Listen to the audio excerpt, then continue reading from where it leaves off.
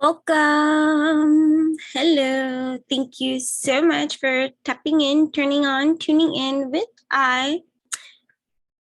This is going to be a little bit different, guys. It took me a motherfucking long time to hit that record. Please note that there will be a timestamp here, skipping this intro process of what this is all about and stuff like that. But either way, I want you to see, because we're diving into a 10-part Netflix series that my daughter got me watching. And I was like, you know what?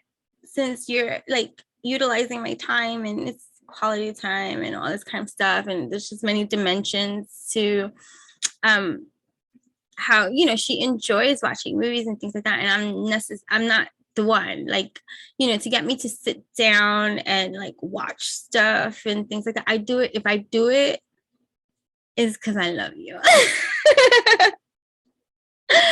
And whatever. So she always tries to think of things that she thinks I would thoroughly enjoy and stuff like that. And she's usually right. She understands what I can watch that might be entertaining, or where I'll sit down long enough. Because if I don't like something, and let's say, because it happens, like, you know what I mean?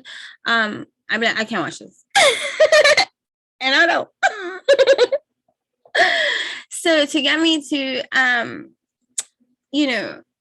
engage with that, what I do, I gotta be into it. You know what I mean? So, yeah. So this is what that is about. And so I don't really know the rules of the games and all these things that we're supposed to do and not do and say and what I can share and all this kind of stuff. So I watched it with her, not the whole thing. Yeah.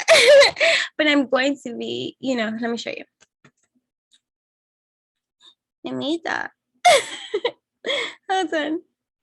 What?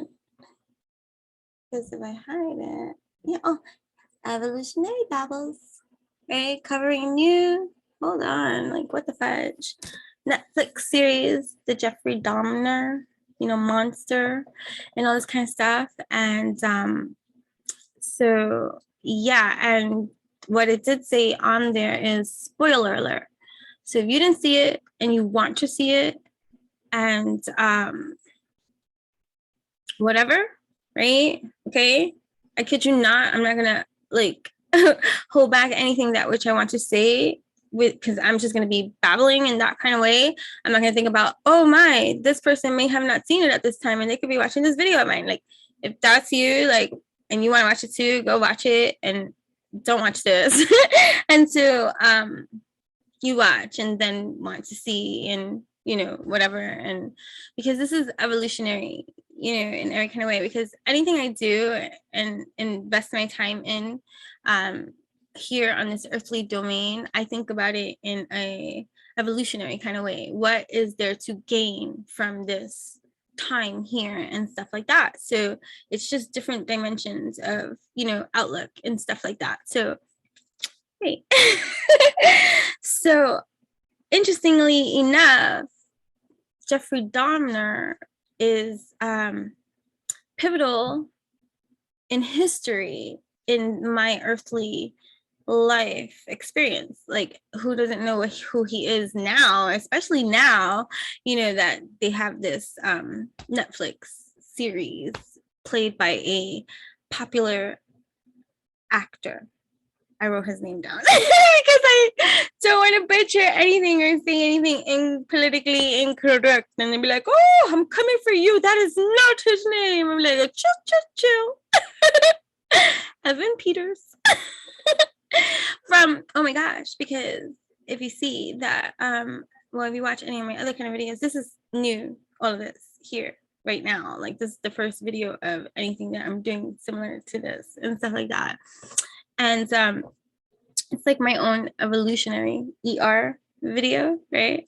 Evolutionary reaction video to that which is going on. And I'm doing it currently because, like how I was saying in my previous videos, like American Horror Story, I said, like, for those of you that don't know, I took a full, like, blown hiatus of worldly anything, like except for social media. Granted, I have my Instagram and I have my YouTube and I use these things that are there, but as far as like reading the news and watching the news or knowing what's going on in the world, or like tapping in, tuning in, turning on in that kind of way, watching TV, movies and all this kind of stuff, the hiatus lasted for 10 plus years. And so I truly, during that time that I was absentee from what was happening in life, you know, with technology, like, you know, and what people were talking about, I usually was clueless. And anything that I've learned during that span of time was always like hearsay. Right? So there are lots of movies, films, aside from music. I'm not talking about music, you know what I'm saying? I don't know what's going on. I still don't know what's going on. But I'm evolutionary because that's part of my path and way to be and all this kind of stuff. So even with like finding my push, like, you know, divinely led, guided, and protected in that kind of way, that's where I'm uplifted, and that's all I gotta say, right? I feel called to do these kind of things because I got a lot to say. And my reactions, I even sometimes I'm like, what? Anyway, wait. So it's interesting because when Jeffrey Dahmer,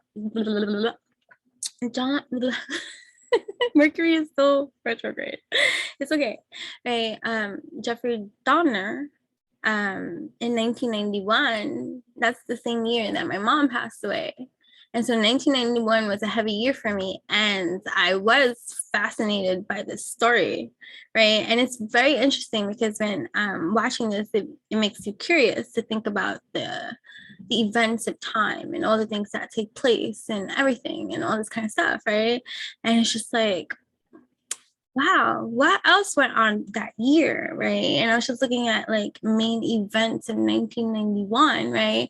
When he was caught, because mind you, if you don't know what who Jeffrey Dahmer, but if you are one of the rare that be like, I don't know who Jeffrey Dahmer is, I could believe you. You know why? Because for 10 plus years when I was hiatus, I don't know who is what, and I still don't. They'd be like, oh, these say names and all this kind of stuff. Like, unless you're like somebody that's like spoken about every single day, like celebrity status, like no insult to anybody else that's not, or anything like that. I just like, you know, I don't know, and I don't remember, and I don't care. Like, you know what I'm saying? So, yeah. So my daughter's like, let's watch this together because obviously it's new and she hasn't seen it too. Thank goodness, because she's a pain in the ass when she does see something before I do and she watches it with me and it's just like, you know what I mean? So, yeah. So, blah, blah, blah, what was I saying? Oh, yeah. So all the events that were happening in 1991, you know what I found like most interesting? Like, well, there's a few things and we'll talk about that. But the one that's popping up into my mind now, how ironic, right? And it makes you think about like this matrix world system, okay? Right? Because that's what I was saying.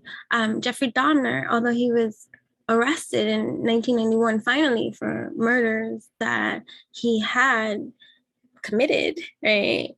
He was doing this for a span of 13-year period, like a 13-year period from 1978 till 1991, with his last attempt at a kill who happened to escape him, right, from his the clutches of Jeffrey Dahmer, and like fight or flight, fight and flight. Fight, don't give up with all your might, right? Run, Forrest, run, right? And that backstory, we'll get into that, right? So please, if you have not seen it and you plan to see it, or you don't care to see it, because that'd be me too. I don't care. Just tell me what you have to say. I don't care. I'm gonna forget anyways, and I'll watch it anyways for the first time, like as if you never said a thing. I will forget. Anyways, because you know, unless it has a weight to it that causes me to retain that information in some kind of way. But either way, Jeffrey Dahmer's information I retained in every kind of way, because when I was young at that age, I was into all this kind of stuff, like, you know, and esoterics and stuff like that from my own personal life experience and the stuff that I was just drawn to and stuff like that. So in 1991, the first book that came out was in, I wrote it down too, in September of 91. And this was still right before my mom had passed away, but I read the book. I don't retain any of that information as of right now. That is like, what, 30 something, 40 years later, right? No, I don't know what the fuck I read when I was 9 years old. Okay, I know that I read the book though. And I never read it again after to, you know, be able to be like, I remember that when I was 9, you know what I'm saying?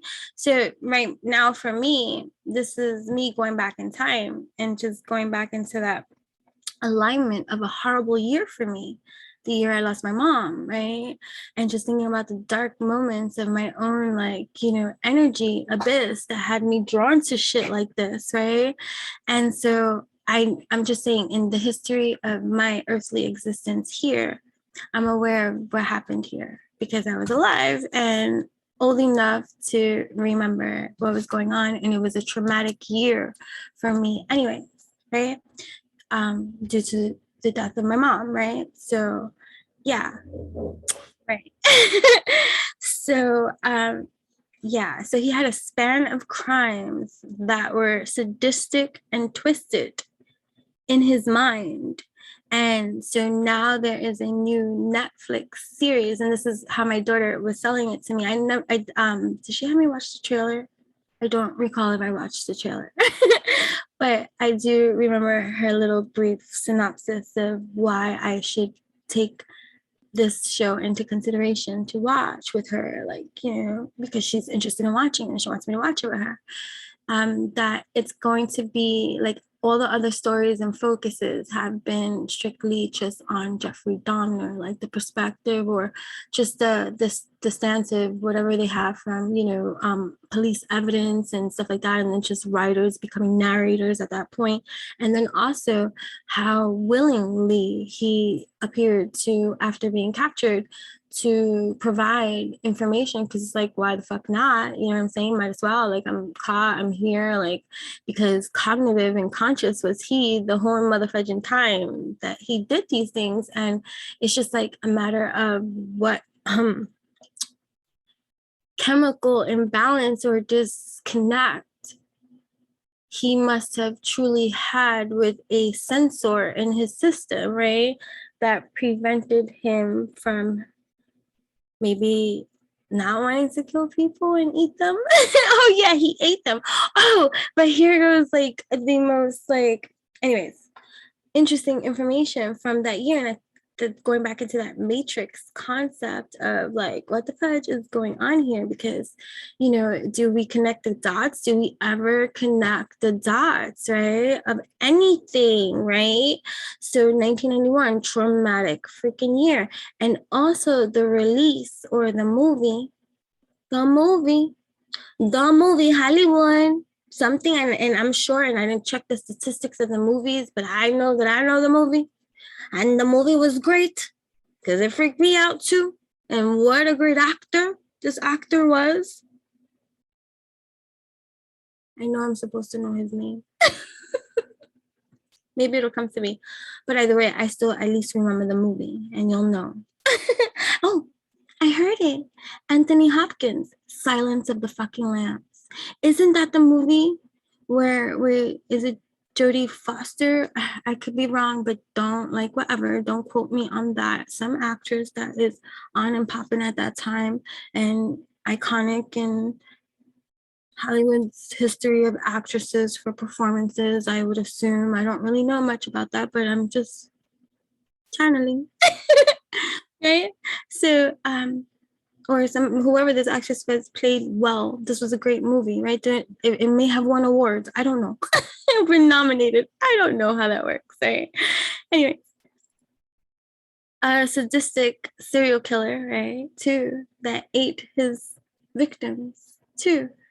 The release of that right? So the release of that, interestingly enough, right, the same year that this one was caught from a 13-year span period. And mind you, Silence of the Lambs, although it was released in 1991 or whatever, the filmmaking of it was already existing whenever it got filmed, and that is a process and that takes time. And so the same time it was being filmed, there was a sadistic killer out there for real, right? Doing this in his own way. And then Hollywood, before the capturing of Jeffrey Dahmer by pure fucking chance, because he got a little bit sloppy with his last kill, or his last attempt to kill, right? He got sloppy that oh my god. But I do want to talk about certain scenes that came from the thing. And in this, like, in watching it, I keep cross-referencing to see what is actual, because it is cinema, right? We're watching cinema. Don't get so caught up in the hype and don't believe everything you see and hear and receive and be like, oh my god. If you weren't there and you don't fucking know, you don't know shit. And anybody can tell you anything, and the information that you retain and choose to take, may you be as awake and conscious as can be to think for yourself, you know what I mean, to be able to entertain a thought or something, a sentiment from somebody else outside of you without having to infuse or make it yours too. You know what I'm saying? We don't do that shit here. But anyways, the alchemy is clear. So this is like the kind of atmosphere, and this is why it's gonna be my cat singing over there. So that's my singing cat, one of my 3 singing cats. Okay. Right, good vibes only. But either way, so it's gonna be evolutionary in the chats of like these commentary kind of things, because I got a lot to say, and it invokes in me a lot of different kind of things about consciousness and psychology of a lot of stuff, because input could be the wave.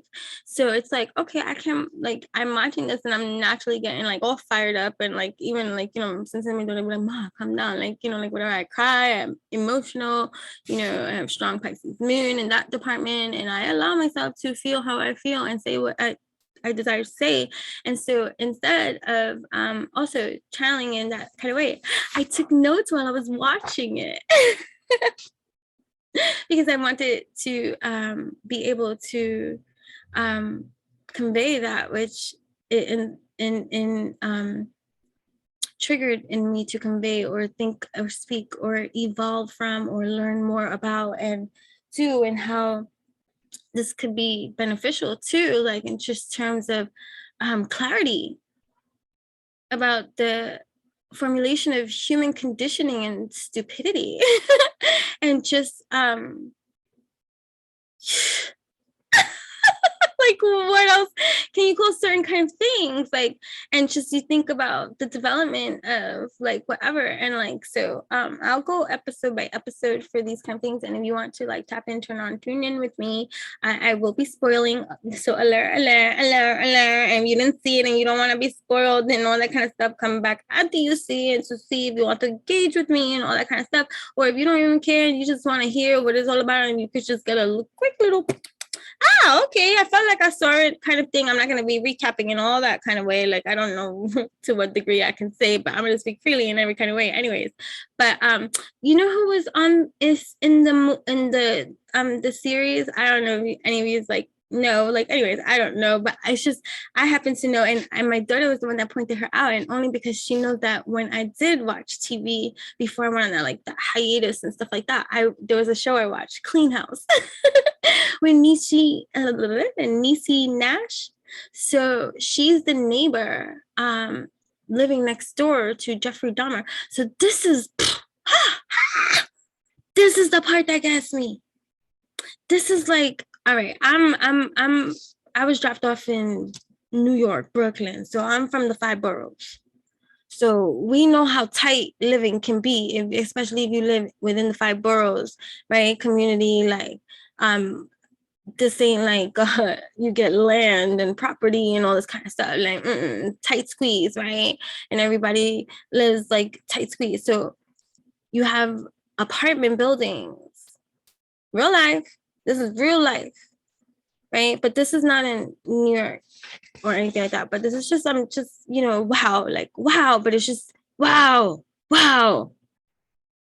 This happened in Milwaukee, Wisconsin, I think. I don't fucking know. Milwaukee, Wisconsin. Okay. So, anyways, so he lives in an apartment building for like 9 fucking years, I think. Don't quote me on that. We're not getting into those kind, but either way, he lived there long enough. Long enough. And granted, depicted in this show so far, I've only seen 2 episodes, episodes 1 and 2. I don't know how much I'm gonna get through, but right now we're gonna go through episode 1 first, right? Before I go into episode 2 and all that kind of stuff. And if it's gonna be 1 video or 2, I don't know. Okay, all right. But right now we're in episode 1. So if you did not see this and you want to, I'm going to speak freely, so don't be upset if I say something. They'll be like, oh man, why you said that? Like, dude, you can go research it and you're gonna find the information anyway. What is going on? That's Andromeda. Okay, right. So so oh, sorry. Right. So he lives in an apartment building that I believe, fudge, I knew the number, I had the number, I may have wrote the number or I didn't. But like, let's say this apartment building had like 45 apartments in it. So there was so many apartments on the same floor. So it's not like a house apart. These are walls apart. And depicted in the movie, Niecy Nash, which is his like one of his direct neighbors, like literally wall down. She's shown in the episode 1, always looking through this vent thing that is kind of like connected, I guess, to his apartment or whatever the case may be, that allows for sound to travel through these walls too. And she always complained about noise, weird noises and crazy stuff, like things breaking and all this kind of stuff. She's filed complaints.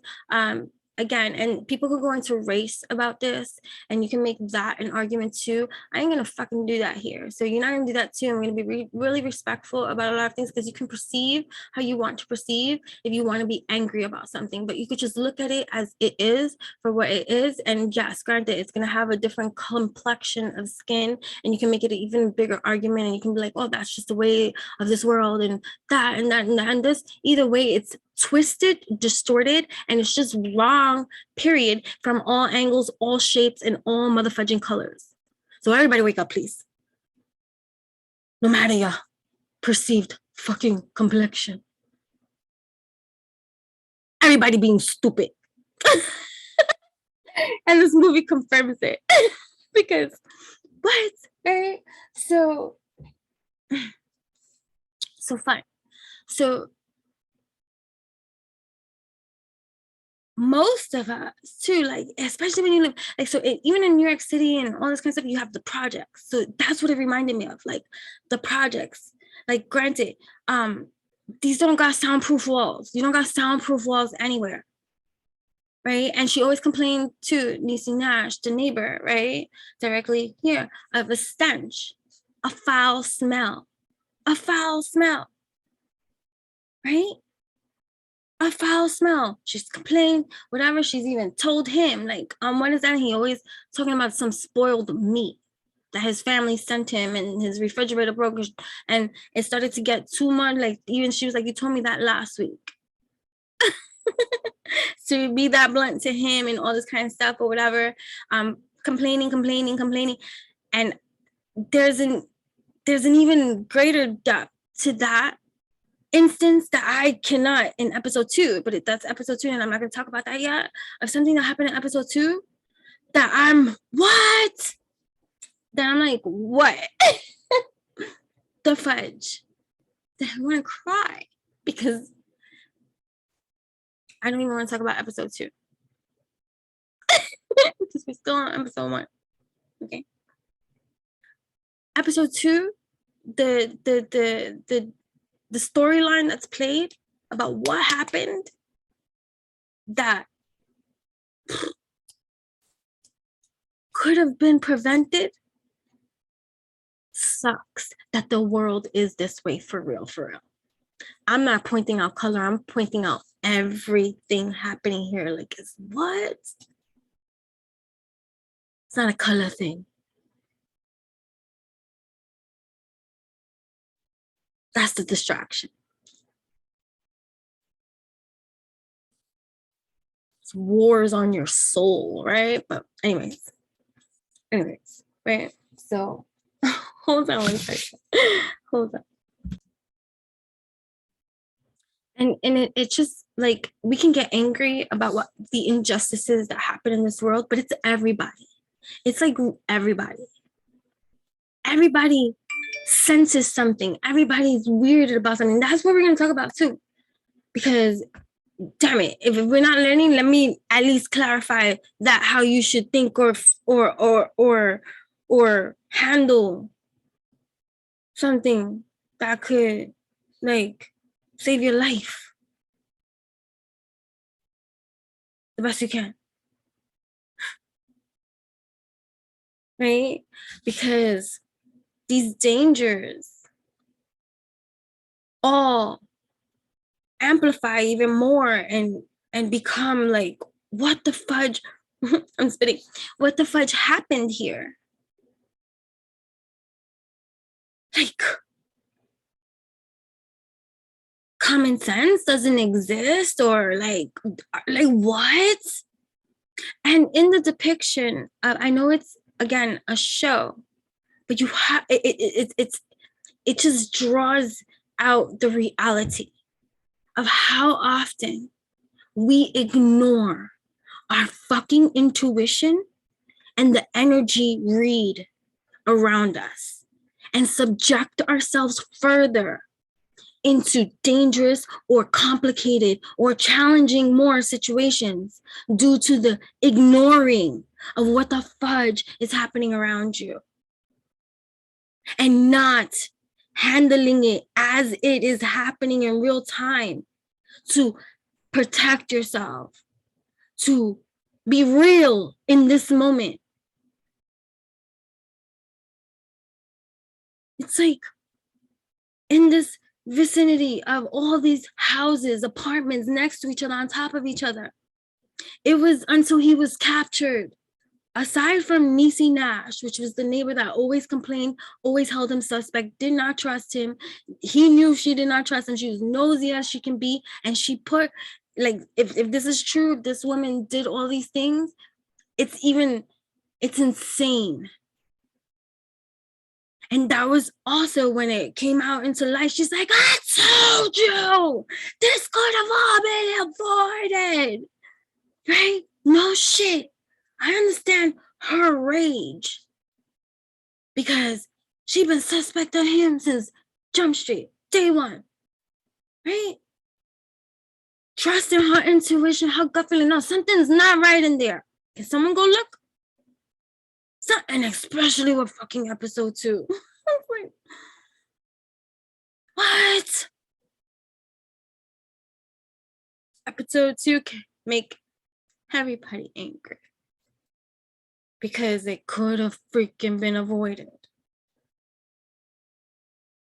But we're not talking about that one yet. Right. So, and Evan Peters, like, again, this is like a reaction video and all this kind of stuff.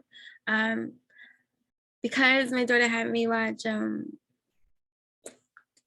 American Horror Story, the season 1 thing, I have been introduced to this actor. Prior to that, I don't know who he is. And prior to me looking down at this paper that I wrote his name on so that I don't forget it and butcher and say things incorrectly and stuff like that. That's all I know about him. You know what I'm saying? He looks older in this Jeffrey Dahmer, but that's because that's my reality. Although I just for the first time 2022 have seen American Horror Stories, right? That first came out all those moons ago. And that's when I stopped watching TV. So I had only caught glimpses of that when it first started. And I know that there's been many seasons and stuff like that. So I'm nowhere near caught up. I don't even know I'm up to season 2. My daughter has this, like, she's excited that I'm watching stuff because now she can subject me to the stuff that she's been wanting to subject me to for a while. And so it's like, but I get ambushed, but I do it accordingly when I can. So it's like, you know, even though I'm going to be making these kind of videos now and stuff like that, for different stuff, I've said from the beginning of when I first started my YouTube channel that don't like pin me down or style me out into one kind of genre specific or anything. This is entertainment for your entertainment. This is evolutionary. And if we're evolutionary, then we're always constantly growing and evolving and stuff like that. And I'm not going to be limited to some type of box or something. Like, as I grow, I grow. And I find this to be entertaining, you know, because life can be so draining, daunting, right? And tiresome, right? You could only, like, everything can be so tiresome. So why not find the passion of doing stuff that you actually enjoy? And so that's what I'm an advocate for, right? Doing stuff that you enjoy, find that what you want to do, love to do, and do, you know, and find the passion, purpose within you, right? So anyways, let's go back to this. This is not about that, because you can watch all my other videos if you want to talk about that. This is not about that. This is about Jeffrey Dahmer and Evan Peters. He is I see that he's been typecast. Again, I don't know the language of that kind of stuff, but like, because in horror stories, he was good as a twisted, distorted, sick psychopath, right? And here he's playing Jeffrey Dahmer, that he infused the character, like, because Jeffrey Dahmer, we know what he looks like, right? It's not like this happened thousands of years ago and stuff like that, and we got just possible images of what they could look like.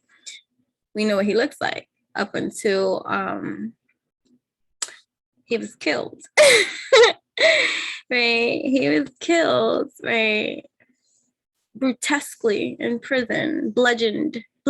He was bludgeoned to death, right?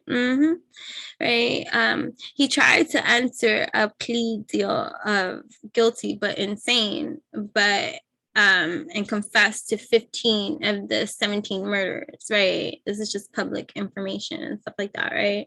But the jury found him sane at the time of each murder. And if the depiction of him is pretty accurate, because it's easy to paint a clear depiction, which I feel that you can do with this particular known serial killer, is his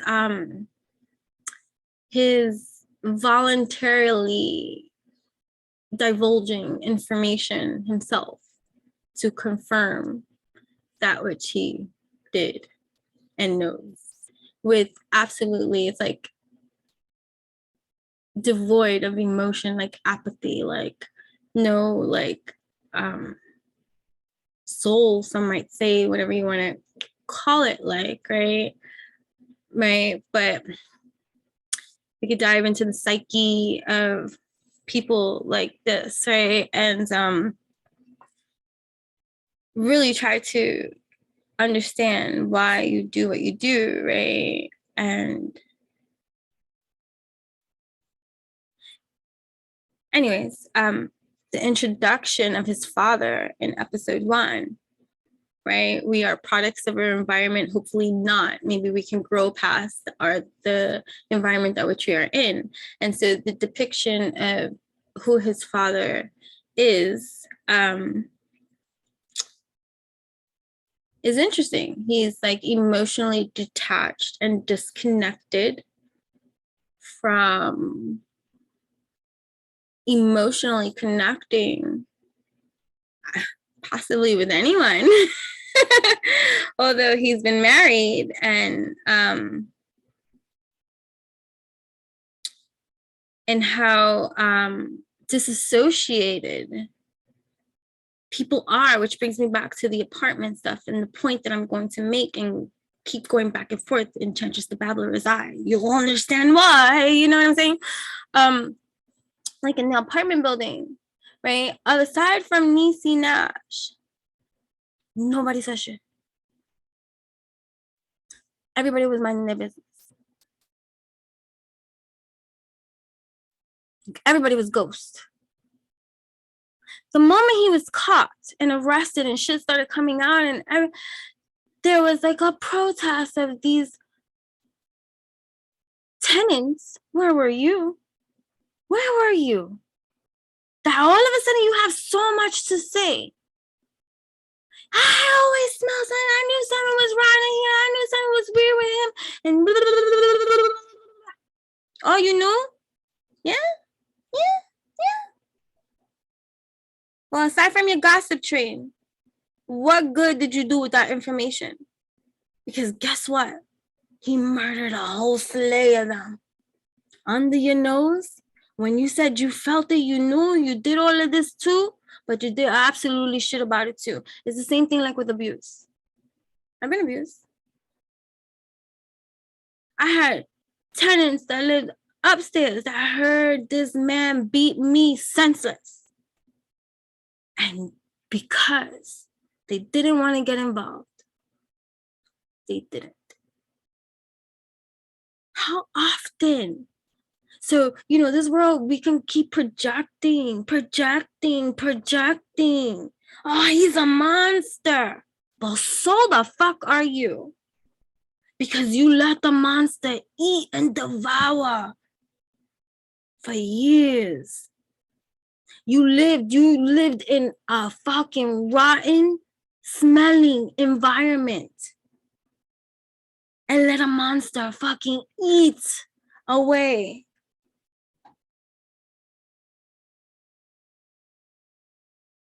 Oh, people are gonna go back and say, oh no, I didn't know. I'm always working. Now you don't know? Oh, you know. That's the fucked up shit with society. This is the part that gets me upset when I'm watching this shit. I'm like, wow. And wait till we get to episode 2. Because I have a lot to say about that one. A lot to say. Because even with Niecy Nash, I got a lot to say. But again, there's only so much we can do individually, right? So,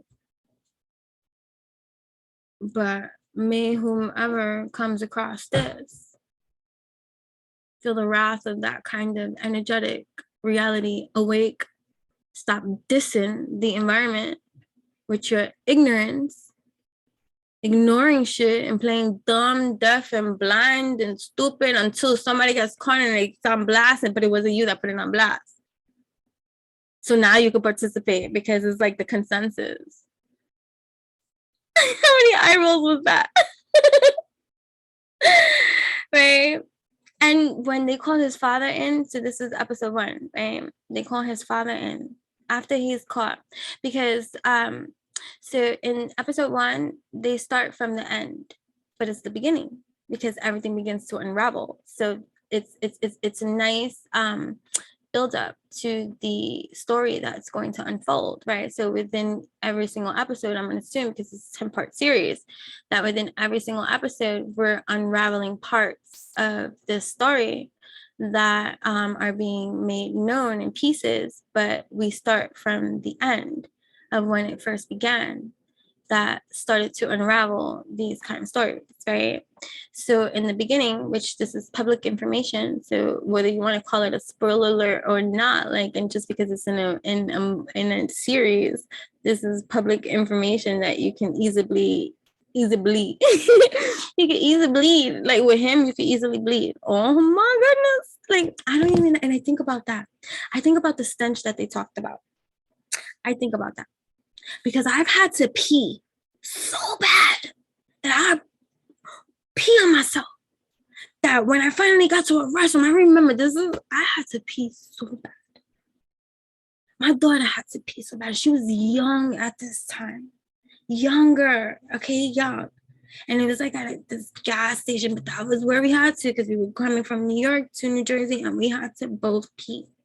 And finally, bathroom, getting to this, because traffic at that time, my grandparents always got caught in traffic. It was ridiculous, right?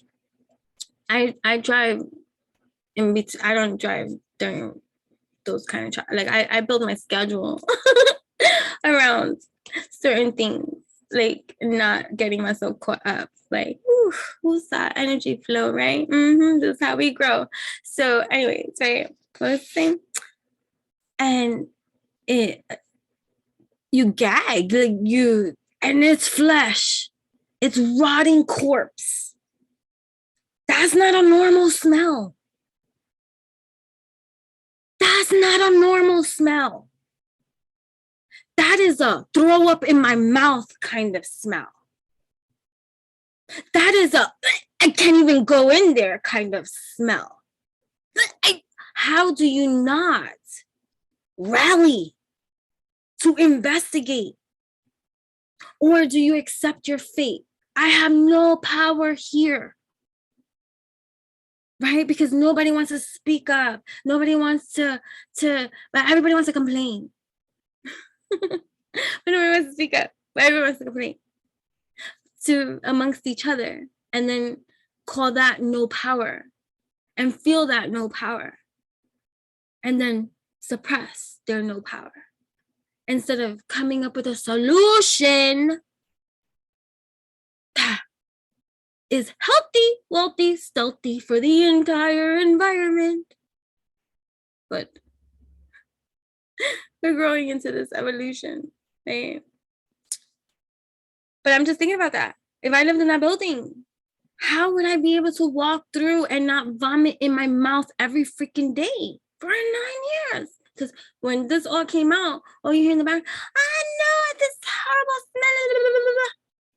horrible smell that you inhaled, digested, lived through, and did nothing about either. I'm not saying it was their responsibility to know and do something and whatever, but this is the problem in our unity, our community of people.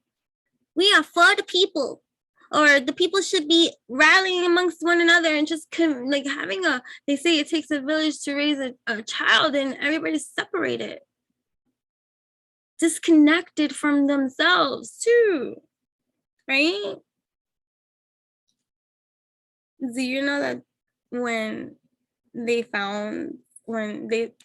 he got arrested, because a person that is lucky, is it luck, because he survived, and apparently I'll do more of my research about this particular guy, but his life like went to shits like after this, but was his life to shits at that point, because this again brings this into to forethought about the value that we have on ourselves and the worth and the struggle that it is out there, or that one can feel, because how he lured him in to begin with, even though if this depiction is the most truest, right, because this guy that survived, this guy didn't get to be eaten by DAHMER and disappear like all the other people that was disappearing, having missing posters and pictures up of, have you seen this person? Yeah, he ate him. He ate him over there. He ate his refrigerator because he had a head in the refrigerator by the time he was arrested. He had some brains. He had some genitals too, frozen.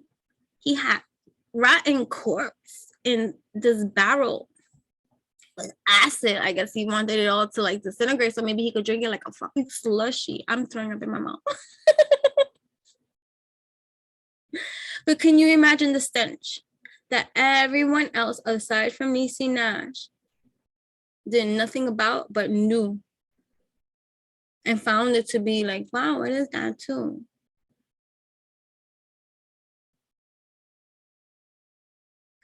The cops were easily able to dismiss Niecy Nash because she was one. But even if you want to go biblical on this, when two or more rally together for a greater good of all and want, like for a greater good of cause, like in the name of justice, God, and all this, who can stand before, like who, right? If God is for you, who can stand against you, right? And everybody heard this sister complain and probably was like, oh, she's so annoying in every kind of way. Because we have those, right? We have those people that talk shit about the people that actually nosy they might be.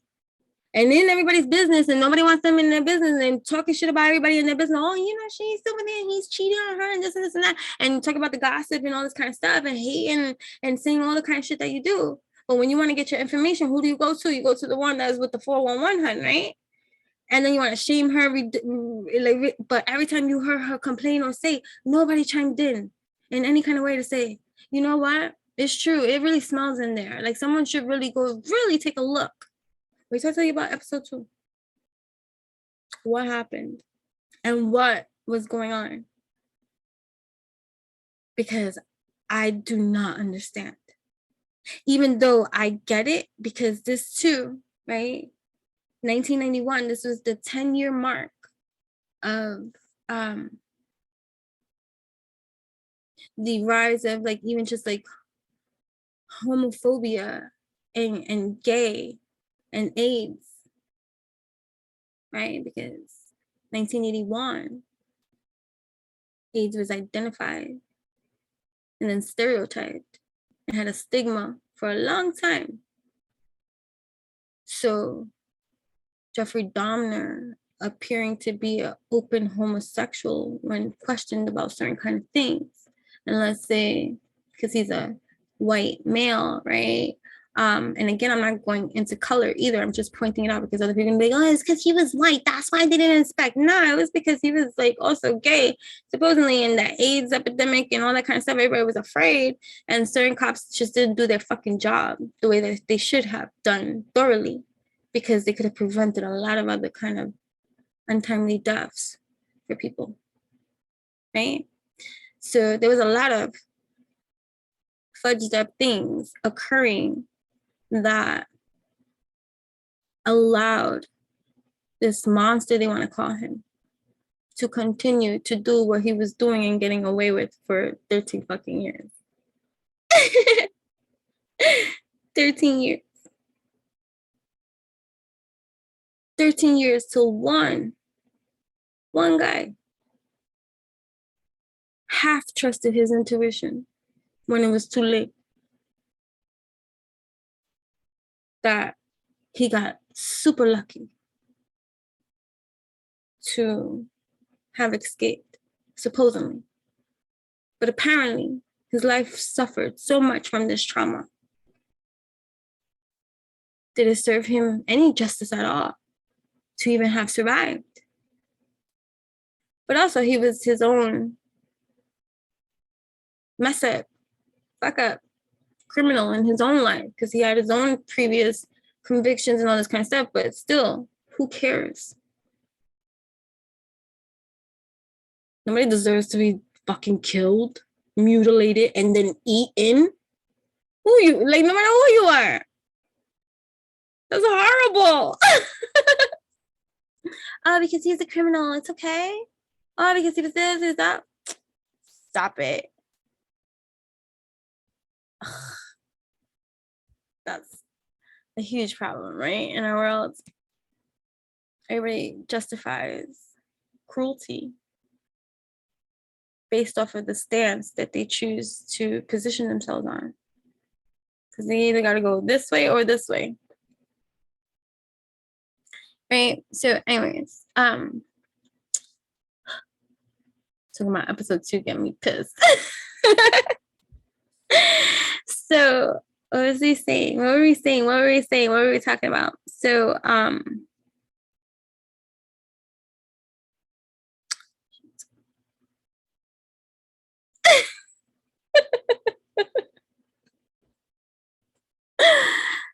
yeah, people and all this kind of shit. But hold on one second.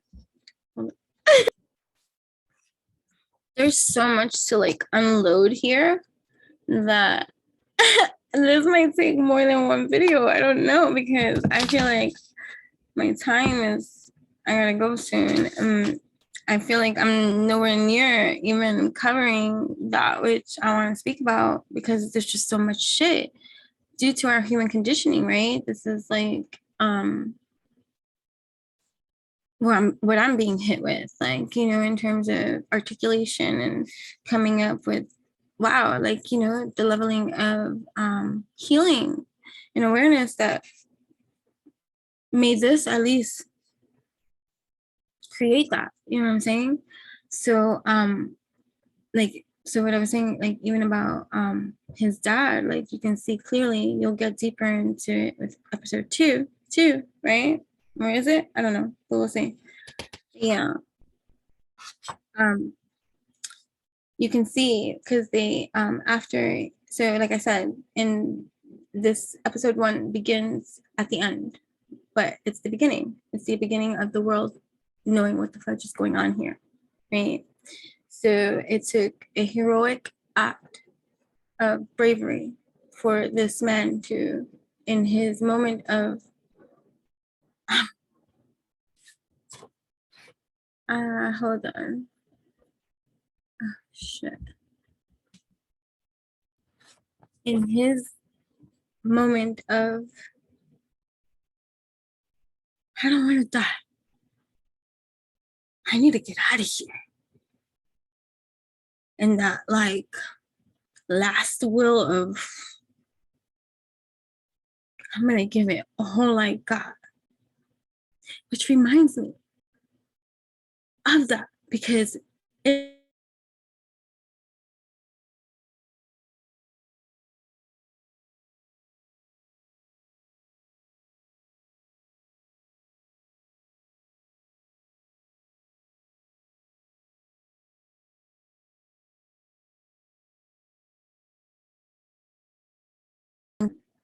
and part of the cry that you'll have is, does nobody care? Like, does nobody hear, like, to call the cops or, you know, or help or, you know, get involved or like, what the fuck? Like, you know what I mean? And, you know, and then there's those moments and times that someone does call, right? Because you got to look at that too. Because just as much as there's hasn't been someone not to call, there has been someone to call too, like the Niecy Nash, right? Of his next door neighbor that was kept calling, kept complaining. In, I think, episode 2, they have a real life audio of one of her phone calls. Okay. That they aired for episode 2. Supposedly it's the real deal. Again, I didn't check its authentication. So I'm just sharing with you what's in episode 2. That's like a little I guess like a sneak peek. But yeah, and it's sad. It's very sad because that happened, another person died who could have been a survivor.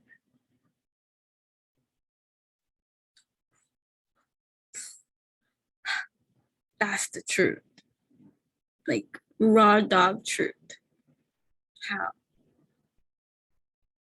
we have these so historical stories that get passed down from generation to generation of pain, right? Trauma.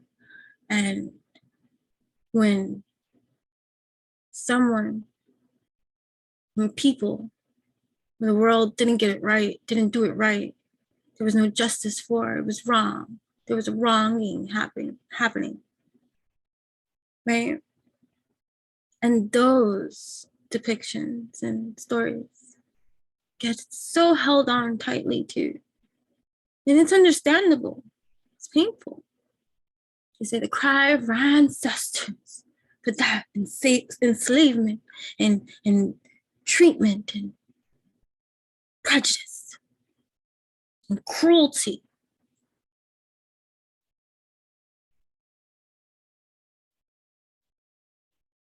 And one would be right. How it's received. but it's the behavioral patterns and conditionings of the blasphemy of acts that keep getting taught and played out in a society, in a generation, time and time again, that like drown out or appear to drown out the greater good of the good that happens out there too. It's just the same way every day you get to wake up and choose how you want to perceive your day. It's a great day or hey, another day. I gotta get up. I gotta move. I gotta breathe. I gotta deal with these people. Gotta do these things. I have a choice. You have a choice. No matter what it is that you say, and no matter what's going on in your life, even when it's crazy shit, chaotic, and all that kind of stuff, you always have a choice of how you're gonna perceive that. Like that's a faulty, like that's like nothing to argue about. And that's what it is, right? You have a choice. So, so many people choose to stay in their disconnect, yet crave connect, but disconnected. Search out there in yonder, over there in the pastures. There, that's for me. Yes, that I want over there.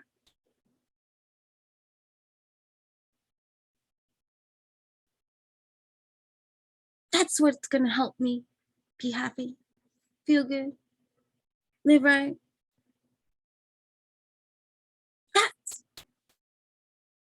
whatever that is, wherever you are.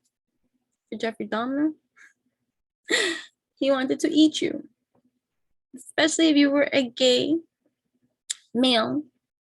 And because I don't remember the book I read when I was 9, right? The one I was telling you about. And I'm only up to episode 2. I don't want to assume that all of them were African American because of episode 1. And the only reason why I lean towards that thought is because in episode 1, right, the one that escaped and got away and was able to finally flag down 2 officers to bring him to the place and be like, Don, he was trying to kill me. He was trying to kill me. He had no idea what he was really trying to do fully too, but oh yes, he did, because the point of like no return at this point, which made him, I don't know, like I kind of like missed it a little bit. And I know me and my daughter were like, what did he do? Like, but whatever, when he got out of the grips of Jeffrey Dahmer, like he was listening to his heartbeat and his heartbeat was racing. I was like, damn, Skippy is racing. Oh my goodness. He's like, your heart is racing. No shit. You have me here against my will. I'm scared shit. I don't know what you're gonna do. I'm laying on this bed that is filled with blood stains from a previous day that might be from another day because it's freshly stained blood everywhere. This place motherfucker stinks. I asked you to leave, but what brought me here was that you were gonna give me $100. Here we go.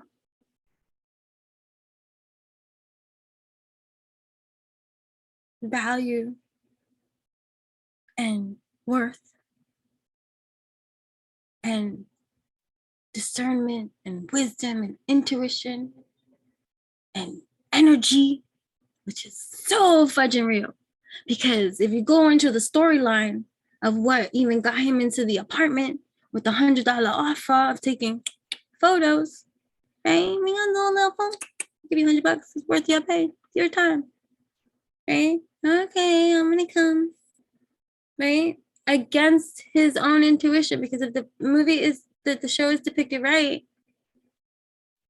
everyone felt he was off and weird and strange and not, something was not right. Something was not right. Something was not right. And according to the stench of death and murder and decomposing bodies that were sitting in this 45 apartment unit that no one else except for Niecy Nash, right? Nobody else had anything to say about except until his capture. Ah, that was the stink. You stink. You stink. What does your apartment smell like that you think that that's normal? I'm big on scents. I'm a centaur. I joke about that. Being like Sagittarius, centaur, right? C-E-N. But I'm scent. S-C-E-N-T. Whore. I make things to smell good and infuse and do all that kind of stuff too. Right? I'm looking at the time. Right. And yeah, and so I'm big on aroma therapy. Oh yeah, I make sprays too, oils and all that kind of stuff too. And so I'm always boiling concoctions to make the place smell delicious. So I don't want nothing stinky. And the fact that there was 45 units and only one complainer in those 45 units and one serial killer, and then everybody else, right? So there's one serial killer, Jeffrey Dahmer, one complainer. It stinks. Something's weird going on in there. What's happening? And we take it to episode 2 because she even said something very clear. Very clear. That's the part that gets me. Even more so. So clear that if you just would have cleared that up, cops, right? If the cops would have just took what she said into consideration. Okay, you know what? That sounds like a plausible excuse to have us. Let's just make sure. Can you provide blah, blah, blah? Oh, you can't provide, which he couldn't. But he had an excuse of why he couldn't provide. Right? Blah, blah, blah, blah. We're not going to talk about episode 2. Okay, anyways. Backwards. Let's go. These stinky people in the 43 units that apparently like to live like that complained after the fact about a smell. Maybe they were just embarrassed. Like, oh, there was a smell? Yeah, rotting flesh. How did you even sleep? And this time when he was captured, so I want you to think about that. I don't know. Granted, I don't know Wisconsin, Milwaukee, and I know that we have seasons up in here. So I don't know what season in Milwaukee in July. I'm gonna assume summer because of what happened in episode 1 when they were like, we could turn the air conditioner on with the one that escaped because of whatever. Anyways. And the sweat that was piercing through their bodies made me think it was hot. So hot and rotting flesh. 45 units. One psychopath killer who's not going to complain about the stench. So clearly, he's suspect. One tenant from the 45 units always complaining.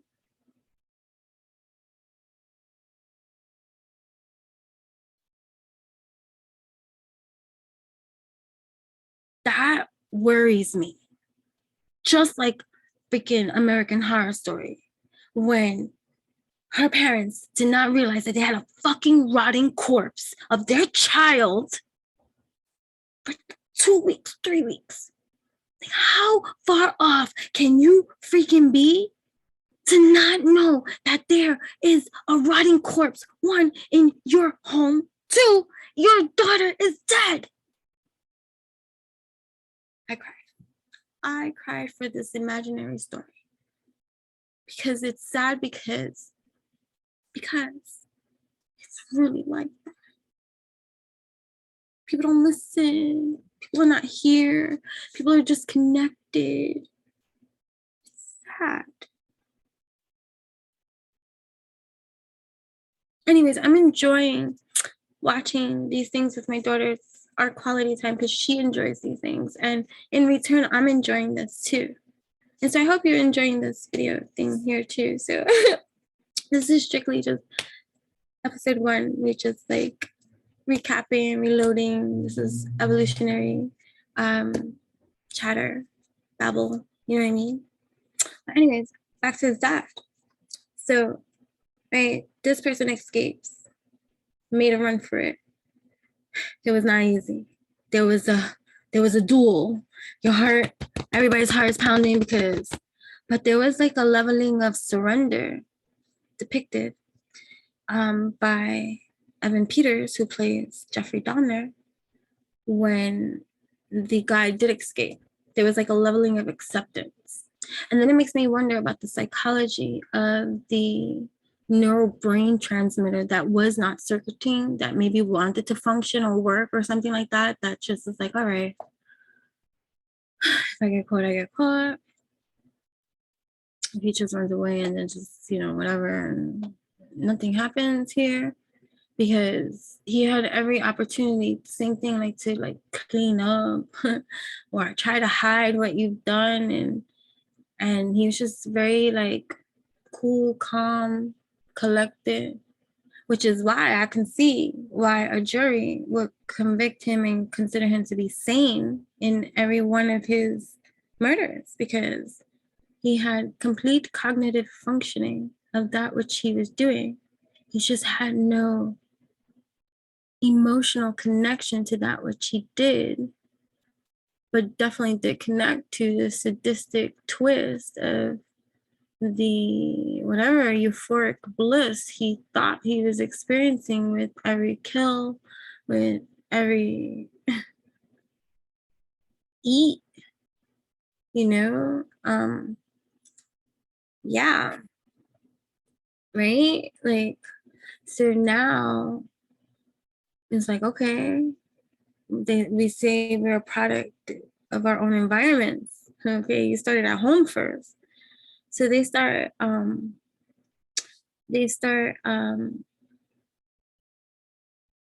showing like some of his home life experience. And remember, his father's still alive, and his father even banked off of this murdering spree of his son, because he published his own book from a father's perspective and his own mixed feelings about his own son, and up until the murder of his own son, he was still a supportive figure in his life, although he did not enable further the murdering spree or make excuses in any kind of degree. Like, I don't know, but I didn't read the book either, but just based off of his emotional detachment and ability to be able to speak so matter-of-factly about his son with no like emotional connection or anything. It also goes to show his field of career. I think he was like a writer of some sort, but also a researcher, scientific kind of mind. That, again, I don't know what he was, but during the years of Jeffrey's adolescence, he supposedly was also receiving like, furthering his education and traveling and going. And so supposedly, like, although he supported the family, right, the patriarchal figure, his mother was supposed to be this nurturer and caretaker, while the father, held down the fort. But that's not the kind of household he had, like, you know what I mean? And so we can go into the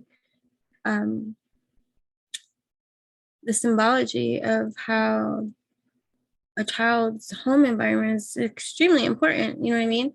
So even when they started depicting like stories of his family, I'm like, well, I had a lot more crazier shit happening at home than what they were showing with the arguments and between the mother and the father, and his like coldness towards the mother, and like brink of divorce that they seem to always be on, but apparently didn't divorce until Jeffrey was 18. So, and the attempted suicides that his mother would constantly have, and him coming home from school and one day having to call the paramedics, the ambulance and stuff like that to is this episode 1? I don't know, but anyways, So that might be episode 2. I don't know. Anyways, but and so granted, it wasn't a healthy household, and two absentee, disconnected parents that his mother was not nurturing, and his father paid attention to him, but was so emotionally disconnected from the whole entire experience.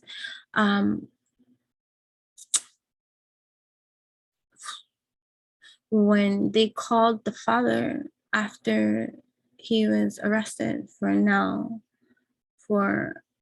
like realizing that they captured this serial killer and he's not going to be released, and they contacted the father and had him come down to, like, I guess the precinct of whatever he was, booked and, being sentenced from, and all this kind of stuff.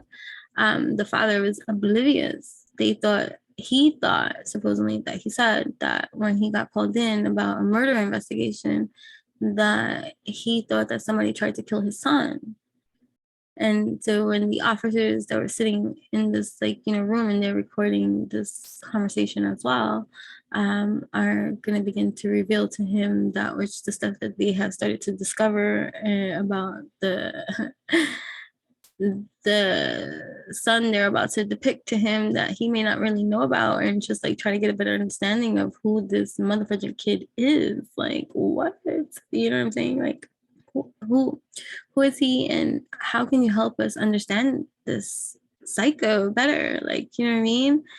And the father, one of the, like, when he realizes what's happening here, that it's the son that has been arrested for murdering, and then when they start realizing that he also is being held in suspicion for also having strong evidence for having done this before many times.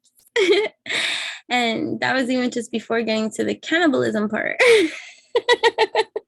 So the father was just sitting there emotionally detached, disconnected and stuff. And then they did show an ounce of crying evolution in the father after the officers had left him to like really digest all that information that occurred there. He did break down like in like sobbing hysterics. Like, whether that happened or not, I would hope so. Because then there's hope for you. You know what I'm saying? Because if that didn't happen and that was just added for the show, right? We don't know, right? If that was just added for the show to make it look a lot more better and connecting, because we need emotion in this world. Like, to show it so emotionless, it's sad. Like, it's like, to show a break in his spirit of like, whew, what's happening here? Yes, this is happening to your son. Like, okay, pay attention now to that which you ignored for so motherfucking long. Like, you know what I'm saying? So one of the first things that he said to the police, without argument or like making excuses for his son or anything like that, he said, what did he say? He said, did I write this down? Hold up. Yeah. He said when he was 4, he had a hernia operation.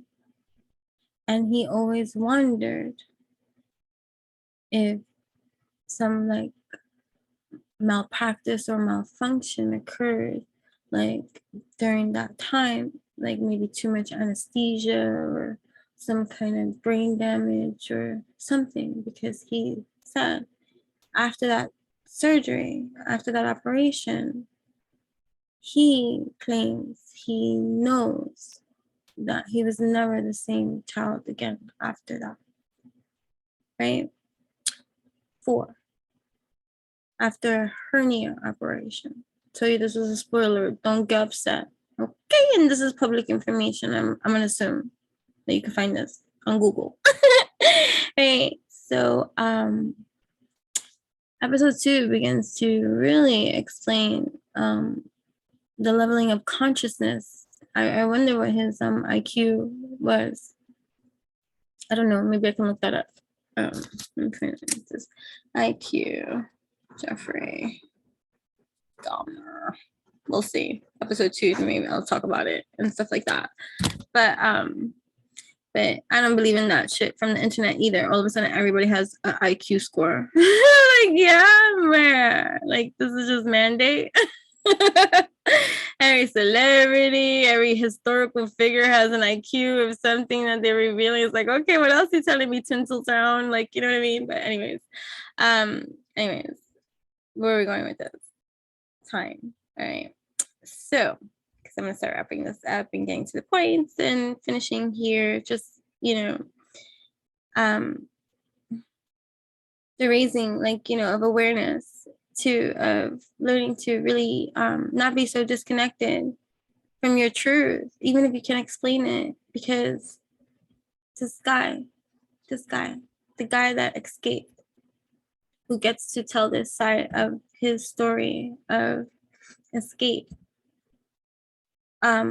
we could only imagine what he went through. As much as we can depict it in a movie, a story, a TV, he can say it with his own words. You were not there and he went through it. You know what I'm saying? So, and even as much empathy as you can have and sympathy you can have and compassion you can have towards his way, again, he is the one that went through it. Okay? And even though we could have similar hurts and similar pains and resonate in that kind of way and connect with one another through pain, trauma, and all this kind of stuff, it's still an individual journey of healing that one must rise from and heal, in healthy, wealthy, stealthy ways and stuff like that. And according to some of the information they have about this guy, his life has never been the same after this experience, even though he survived. And his life has been pretty much shit, according to some of the information that I saw. Again, I didn't do heavy research into it, so I will look a little bit more to see. But according to even with the making of this movie and the telling of his story and his testimony in courts and stuff like that, this man was never the fucking same again. Okay? And we can't force people to heal past that which where they're ready to. No matter how logical or practical or sensible you might appear or seem to be. Again, fear can plague many different kind of degrees, and there's so many different addictions, behavioral patterns, and conditionings, and so many things you have to consciously make an effort to do and work on. You have to put in the effort to do a lot of these kind of things, and if you're not doing it, and you're just not doing it,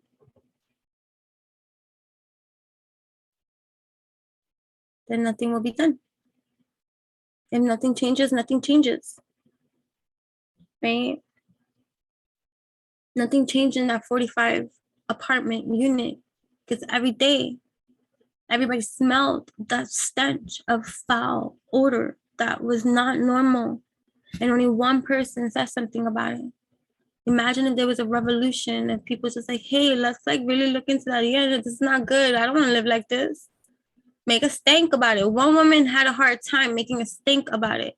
But imagine if the 43 other units plus Nishi Nash all combined together would have made a stink about it. You can't ignore 43 other people and families saying, hey, something needs to be looked at in that apartment unit over there. Can you please get a warrant or something? I don't know, but something's not right. Or do repairs. You're looking for the cause of this stench and it's leading to that unit. We need to take a look inside. Can we take a look inside, a full throttle look in every corner, crevice of anything and everything?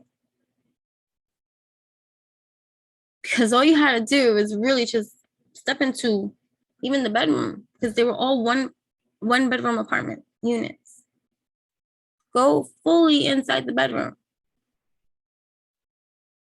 Take a look-see, aroundy.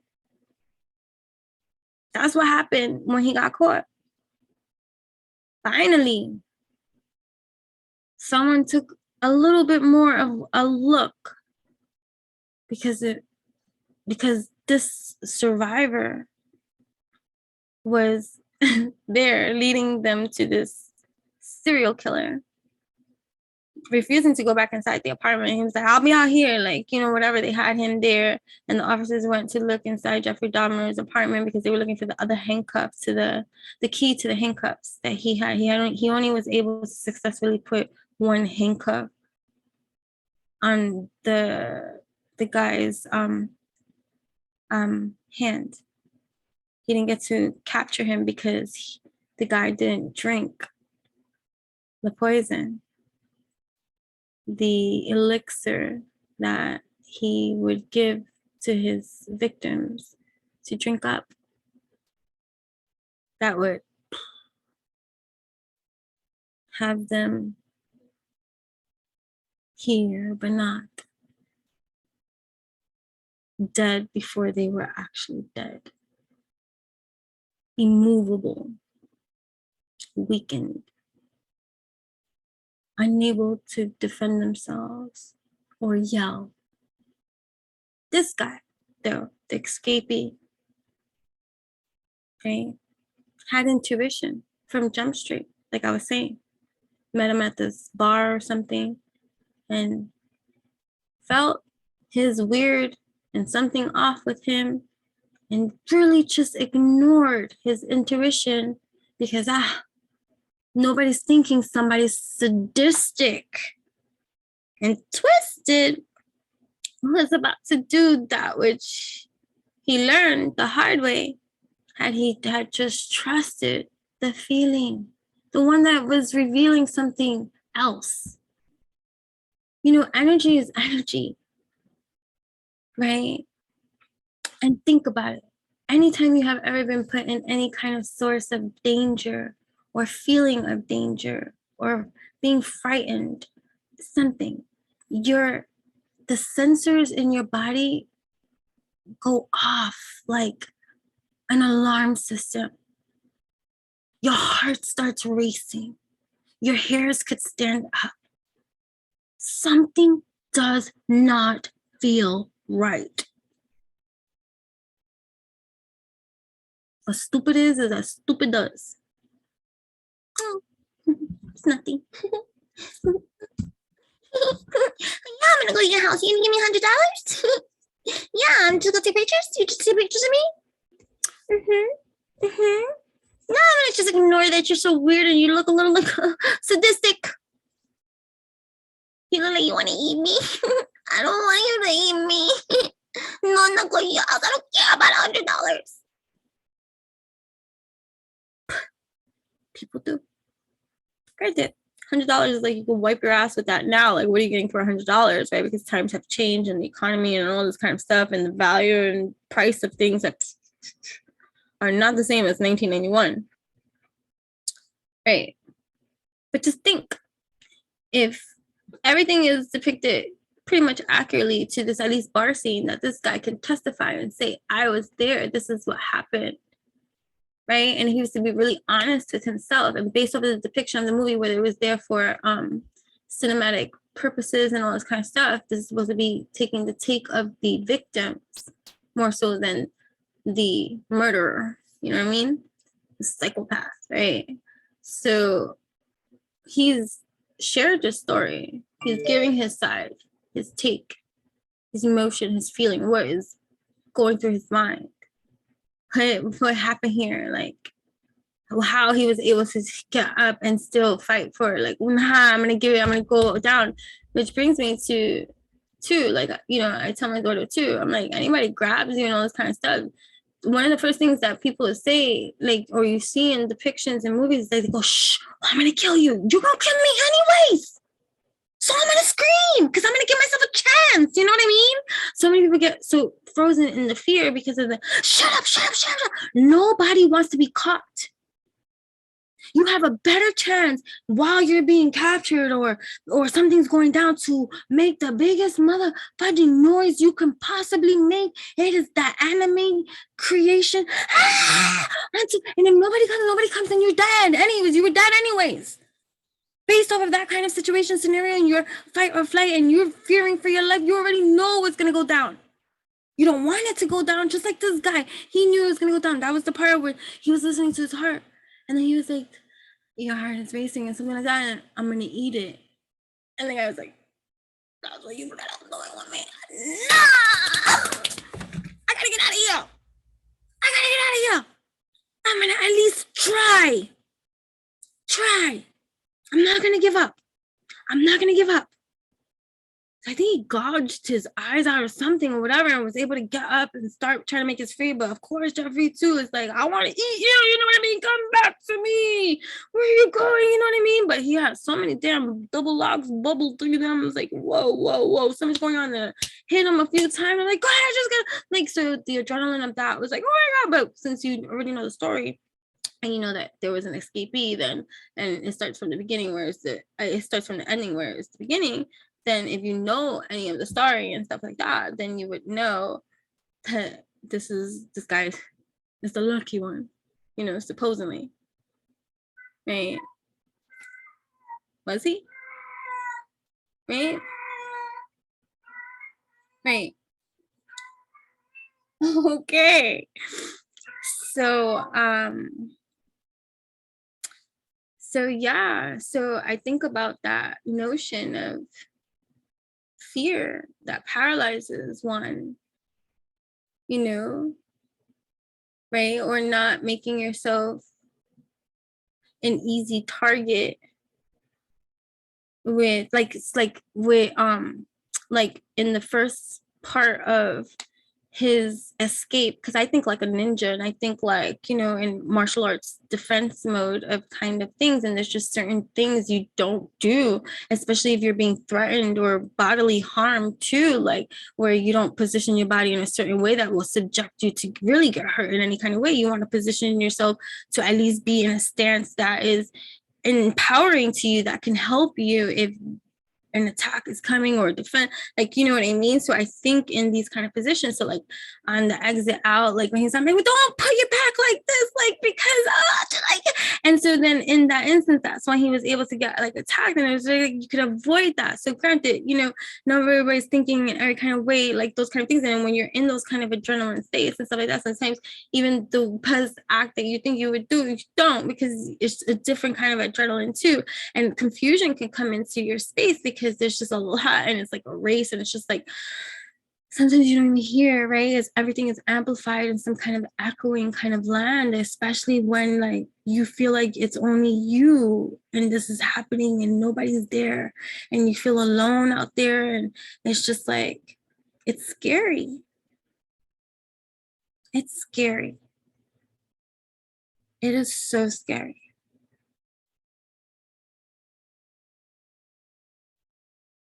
I was with a psychopath, and I tried to make an escape one day. And I was only 2.5 blocks from my apartment. I think I could have shared this story in another video and stuff like that, but I don't know. If not, like, you know, I have done some public speaking and certain kind of like, you know, talks and things where these things come up for evolutionary purposes, healing, not to rehash or relive, or I'm not there and I'm not like, I'm way past and I'm able to share this. So I'm glad, you know what I mean? And so I was like 2.5 blocks from my house, and my dad was at my house with my daughter. I was going out with a psychopath, right? Who happened to be in a devilish mood. Unsuspecting was I, who realized a little bit too late, but intuitively felt something was off in the energy of the day. And again, we could think about like, had I just listened to my intuition, could have said, oh no, I didn't, my dad couldn't watch my daughter or something like that, and just trusted that, don't go out with this dude tonight, right? Don't. You feel something's off. You may not know what it is. Just don't. But I did, right? And so like, we're like, so he picked me up. We're driving off. Say goodbye. That night, when I tell you, was one of the first real nights I was like, am I gonna survive? Am I gonna survive? I don't know. Because I tried to escape. And it was a failure. I got, right, so the moment he hit the corner and made the turn, I'm in the front seat, he's here, he's driving, and I got punched from the side of my face. And now by the time he's on the next block, approaching the next light, I've already got hit a few times and I don't know what's going on. And I can't even tell you what it was about right now. Like, I'm not even there anymore. I'm not like, whatever. And when he's getting to the light, this is my one opportunity to jump out. My house is only 2 blocks away. I used to be in track. I could run. But I also had boots that went up to like my knee. High heels, because I was cute as can be. Tight enough clothes that didn't make me feel like the track runner I once was. But I was determined to make it. Let me tell you, I almost made it to that turning down my block before he caught me. And let me tell you, before I continue, I don't have to go into graphics of how I got dragged for 2 blocks. Dragged. Screaming. Crying. Dragged. There was someone in the environment, like across the street. I didn't see who it was. I knew it was a man. Watched the whole thing and didn't do anything. And watched this man drag me and put me back in his car and drive the fuck off. Right? Scary. But the lessons that we learn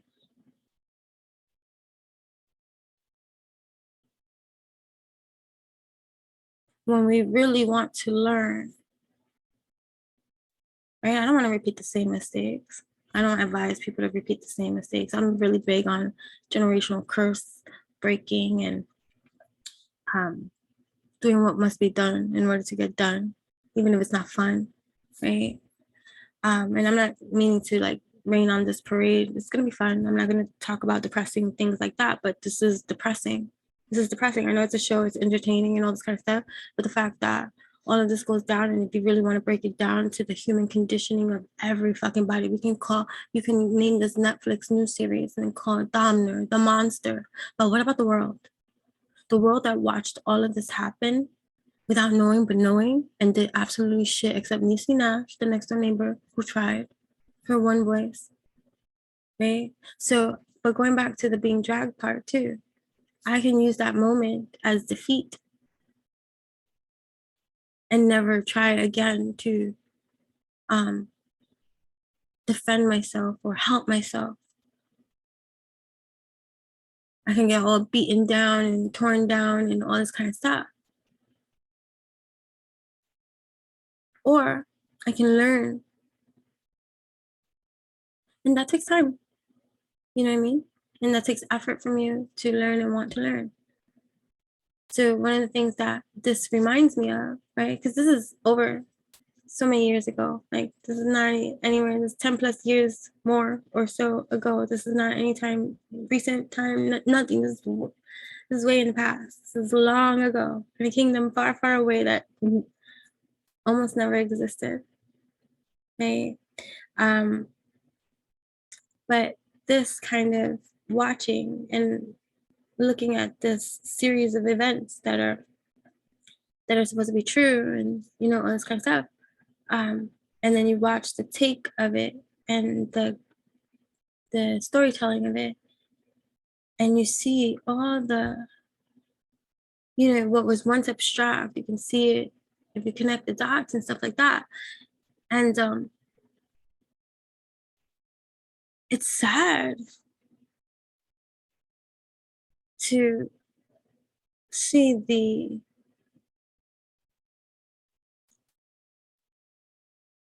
disconnect of everyone. But they want to call him a monster. Granted, what he was doing that, like, what the fudge? What the fudge? What the fudge? And the sentence that he seems to say that I was able to see in episodes 1 and 2 to his victims, or the people that he's choosing to do this to, is, why does everybody want to leave me, always want to leave me? So I'm waiting to get to the elements of the stories that represent that. Because although he might have been neglected and stuff like that, his dad may have kind of like passed the buck with him, like passed him over to, like, the mother was the one that had to deal with him, handle him, and he only had moments with him and stuff like that. So it's disconnects. And I think, again, it hasn't gotten into the story yet, but it looks like the other wife that he remarried or whatever, like, I don't know. But anyways, it's just, it'll get into that more. But his father could have intervened a long time ago, but emotionally detached from life that he has created, or he's responsible for creating. And he had issues too, you know, as we all do, and stuff like that. So, you know, you can't put blame on just one person, one thing, it's everything. But that's what I'm saying in watching this, is the everything that is so fudged up, because so much could have been like avoided, right? In a utopia. That's why I'm, you know, witchy utopian, right? We're like, what is that? Witchy, magical, enchanting, right?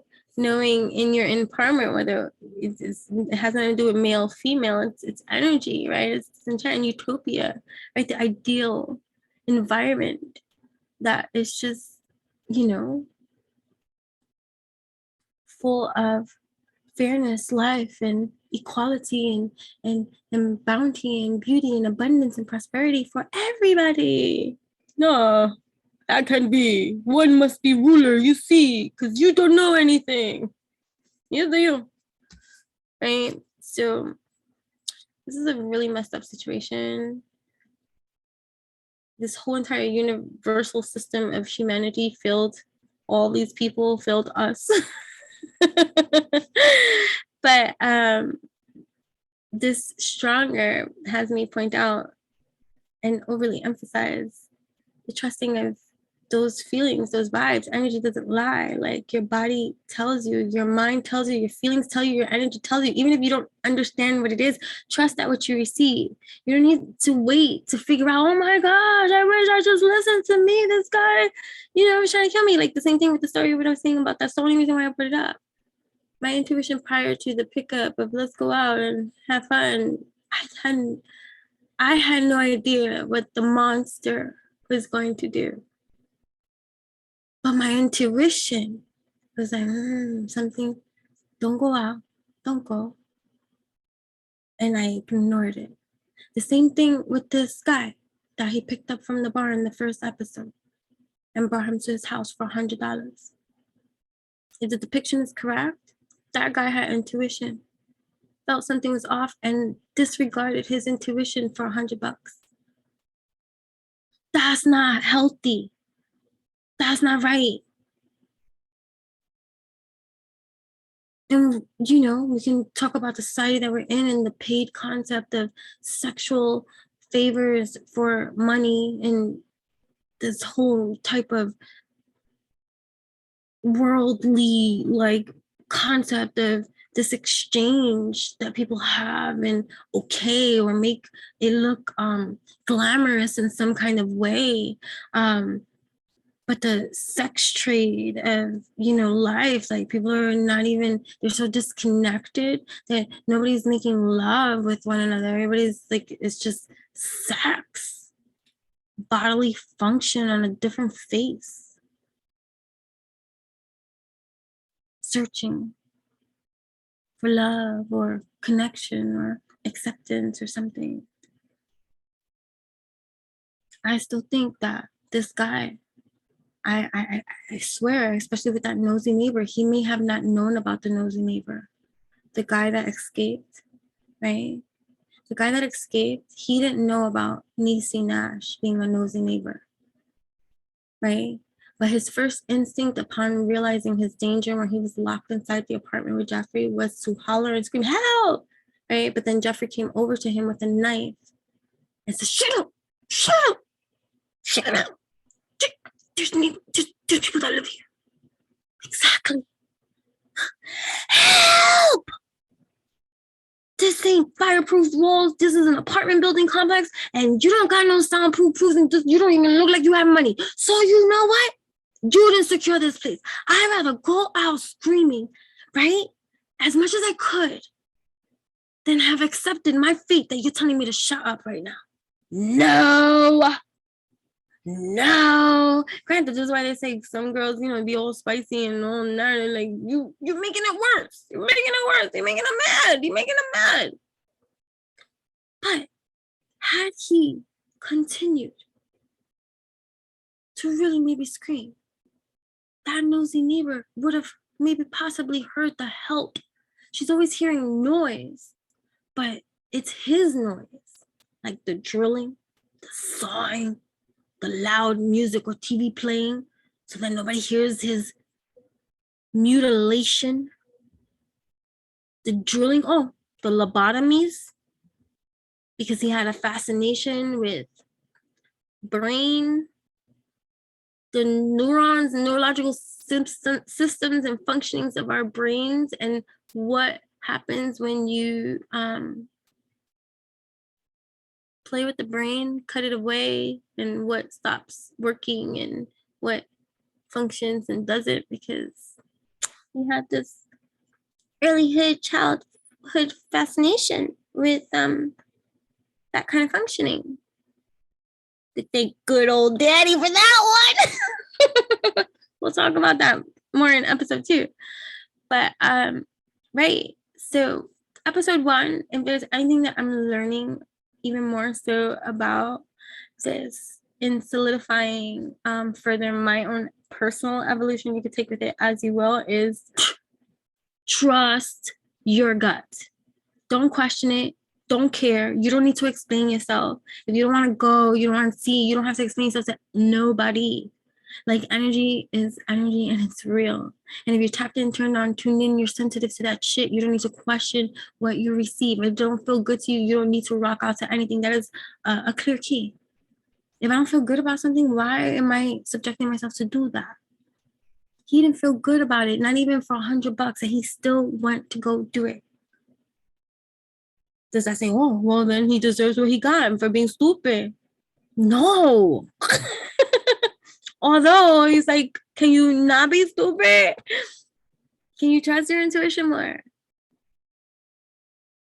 And then once the society of parental upbringing that is so disconnected from their children that they don't even realize that their child is being a fucking psychopath, or they want to enable that, or that their child is dead, like American Horror Story. How you don't know for 2 weeks that your daughter died? I don't care if her ghost was there. Prior to that ghost lead up of her dying. It's another spoiler alert if you didn't see that, because I didn't watch it till like, I don't know how many years ago that first aired, but I'm watching it now. I cried for that girl, that imaginary girl from that story. But yeah, so if there's anything that I can give you from this reaction kind of revolutionary video for you in regards to episode 1 from the new Netflix 10-part series of Jeffrey Dahmer, right? Dahmer Monster, the Jeffrey Dahmer story, for the psychopathic satanic worshiper horror movie fanatic and sadistic torturer person, serial killer that was arrested finally after a 13-year span period of luring homosexual men to his place in offer of fair exchange of money for photos or whatever. That seems to be the line that he used every single time to get them coming in, right? I don't know the ethnicity of all of them, but based off of the one that escaped and was able to get him arrested and was screaming from once he felt safe because there was officers there and stuff like that. He was saying he's been killing us off. So I don't know if he meant about homosexuality. I don't know if he meant about him being an African American male, because then in episode 2 there wasn't an African American male, but there was another foreigner. Like, I gotta look at that.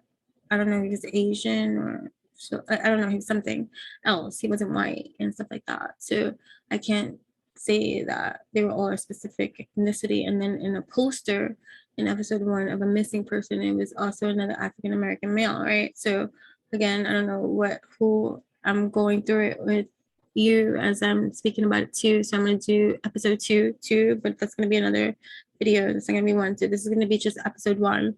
Spoiler alert, like I already told you. But either way, we're going to cover this series in, pieces and parts, because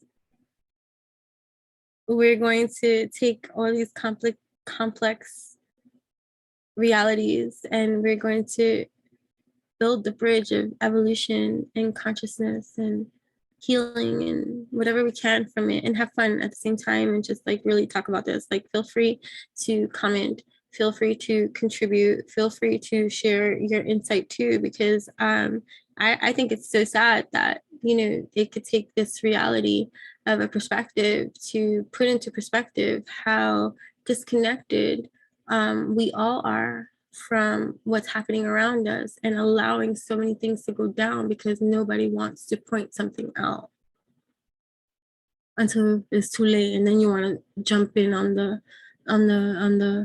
the Me Too movement. You know what I'm saying? So, and then just thinking about the evolution of prostitution or the sex industry, of feeling, like lack, right? Lack, coming from a lack-minded upbringing, reality of perspective of living, where you have to struggle, and you're going through struggles, and so $100, just some pictures, sure, I don't care, right? Somebody says, I don't care, right? And then somebody that does and would never do something like that can judge a person that does and all this kind of. I'm not here to do neither of those things. Like, that's not, whatever. Like, I'm not here to judge or like say anything in that kind of department. Like, that's not what this is about. Nobody's better than anybody here. We're all in the same ignorant pool. You know what I'm saying? And we're learning too. But let's change that narrative, right? Like the quote that says, if you see something, say something, kind of thing. Granted, you can't do nothing about before, but you can do something from now, right? You can give yourself a chance. You can be wrong about something, and it's okay. Don't shame yourself in any kind of way. It's okay to be wrong. If you were wrong about something, like, oh, I'm sorry, I don't mean to be, like, because now they're making it even worse for us in this day and age now with the Karen videos of these over complainers and people that complain and all this kind of stuff and go these exaggerated ways, and could be racist too and all this kind of stuff, and then you're putting that out there too. And so the seriousness of these kind of topics and things that will then blame the way we handle things in our society, of that to excuse the fact that it's happening, when nah, that's bullshit. That's just making an excuse to allow it to keep fucking happening. Why don't you just wake up and do something about it and speak upon it and find the solution and actually activate it too, instead of acting like you pussyfooting around and acting like you don't see shit and you don't know shit and you don't have a fucking solution for it either. You understand? It's either you part of the problem or you're part of the solution. And if you zombie-like, you part of the problem. Right? So yeah, so I just, episode 1 really made me really focus on this intuition of ours, because everybody there, like even the other dudes that he was kicking it with and talking to, granted, and I don't want this to be like a prejudice against weird people. I've been called weird. I am weird. I am that weirdo off in a corner by myself. I could be with a group of fucking friends and I'm that weirdo off in a corner by myself, that if somebody else was to come and didn't know and didn't see that I was with all this group of people, they'd be like, why are you over here in the corner by yourself? Like, where are you? Like, you know, that kind of thing too. And granted, like whatever, but like people can be weird and shy and all this kind of other stuff. And so you never know the underlying things and all this kind of stuff. But I've seen that with people too, where another person be like, "Oh, that person's so weird. How can you talk to them?" I'm like, they're not weird. They're just different. But then I also have spoken to that psychopath kind of weird. And I'm like, oh, I'm gonna stand clear. I don't want to have nothing to do with that kid over there. Like, you know what I mean? Like that person looks like they could shoot up a school. And that's sad. So many people say that about certain kind of people, places, and people, and all this kind of stuff, but they do nothing about it. Or what causes you to feel that? There's something being revealed. Like you could be right. So then everybody becomes judge and jury, and then there's a whole fucking other big fucking shebang. Like, you're wrong about me. No, I'm right, and you're wrong. And a whole other kind of war can ensue, and all these kind of things that could just go wrong in this miserable planet of people. Like, you know what I mean? Like, people hurting people all the time and thinking that they're right about something, and you know, they just need to get into alignment. But yeah, I just feel like based off of this episode 1, like I feel like, so like if you're a parent, this is great awareness to bring up and talk to with your kids about trusting their intuition, trusting the vibes. Because trust me, when we get to episode 2, you're gonna hear and you're gonna understand why I even say this at this time. Because episode 2 is gonna piss you off too, especially if you're a fucking parent. Trust me when I say that.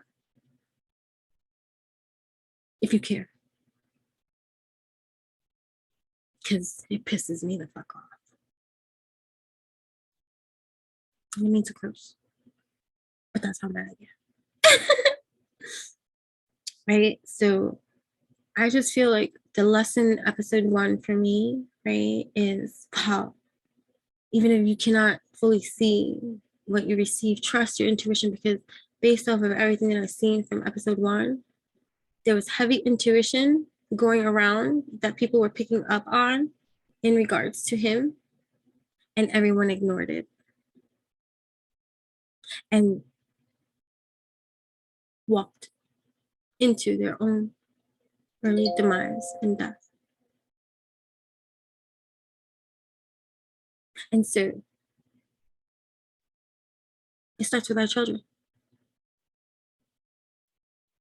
To teach them to not ignore that natural ability within them. And if they are unaware of it, this is an excellent opportunity to develop healthy exercises and ways to help them develop and strengthen their intuition and their connection to it, that bridge, that utopia, so that they don't need, granted, we can't have control over everything, and there are some psycho twisted beings that you come in on the side of the whatever, but we're not going to worry about those kind of things, because there's so much to life that we don't need to live in fear, right? For an anomaly to happen here, and granted, these horrible things can happen. I'm not saying that, but at least developing a healthy connection with your own highest of selves, the same way you could connect with your lowest of selves.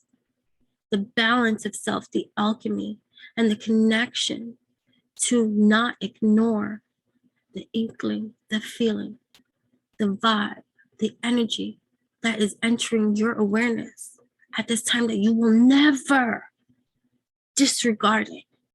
Ever. That's just retarded. may these enlightenments spread and enlighten the masses to waken the fudge up and not be so complacent or compliant or pretending that they don't feel something. Instead, dive into that something so that you can understand it better. Granted, you don't need to get all into hysterics and be like, oh yeah, that person they're not gonna be buy from us because they're a psychopathic killer. It could just be that person is not your vibe and tribe, and your intuition is revealing that to you at this time. So use discernment is key to everything. But instead of projecting on out and just calling that one the monster, just understand what your feeling is all about. And if you can't get clarity, there's no reason why you walking off with a fucking stranger anyways. If something's off with somebody you just met, especially, there is no urgency of anything to agree to subject yourself to any kind of possibility of somebody snatching you, killing you, murdering you, or isolating you away from where there can be help or safety. If you walking off and choosing that dumbly, wasting, oh, I was so young, like this freaking chick with her excuse for sleeping or messing with Adam Levine. I was young, wasn't that last year, bitch? You was young last year. Well, I think you can know whether you want to sleep with somebody's husband or not. You don't need a moral compass to know that whether it's a celebrity or not. Like, you know, it's just something you shouldn't just involve yourself with unless you want to. And you want to do that, then own that. Don't be like, I was so young. No, you're an opportunist. And because the value of our society is so motherfucking low that they exchange money for sex, trades, and all this fame or status in some kind of way, right? I wanted to play, but then when he tries to play games and was like, I'm gonna name my baby your name, you want to be like, I feel violated and used in every kind of way. Stop it. You participated in all of that. Own your part, you know? That's the only reason why I speak of sarcastically of she, because stop it with your blasphemy. You know what I mean? But yeah, so all right, I gotta go. So yeah, so stay tuned because there's more to come, because this sadistic monster, granted, I don't want to call him a monster. I feel bad saying these kind of things but no, based off of the depiction, based off of even just the chilling encounter of, oh, and then too, we're going to look at his chart too, because he had a sun in Western astrology. His sun was in Gemini, his moon was in Aries, and his ascendant was in Libra. But he was also born on the cusp, because in Vedic astrology, he most likely was still a Taurus and not a Gemini, because he's May 21st, 1960, right? In Milwaukee, Wisconsin. We are going to keep on covering this revolutionary topic stream of reaction videos from me that are going to cover the Netflix series, Dahmer, the monster, the Jeffrey Dahmer story. You know what I'm saying? So yeah, we're gonna talk more about it, but we're finished here with episode 1. And if I reference episode 1 and episode 2, I could do whatever I want. This is what I want to do. So let me know what you think. If you're watching this too, and your take on what how do you feel? Like, what makes you, as you watch this, like, what's unreal for you, or like, what's a shock, if there is a shock, or just like, whatever. Either way, yeah, there's so much to say in episode 2. You best believe that I'm going to be very passionate about, because I'm very upset. I'm very upset because I really do feel that for episode 2, that could have been avoided. That could have been so avoided. And every other death after that too, until he was finally caught, could have been avoided, because it would have put an end to the monster. Right. Anyways, thank you so much for tapping in, tuning in. I appreciate you. Yeah, this is episode 1, so this is the first of many more to come. Anyway, thank you. So I'm gonna show you, right? So subscribe to my channel, right? Evolutionary Babbles covering new Netflix. Why is it not showing? Series, right there, 10-part series. Good vibes. This is entertainment for your evolutionary entertainment. Spoiler alert, every single episode will be a spoiler alert. So if you have not seen it, watched it, and you want to, don't watch these videos until after you watch it on your own damn time. Okay? Thank you so much. Till next time. There's so much to cover.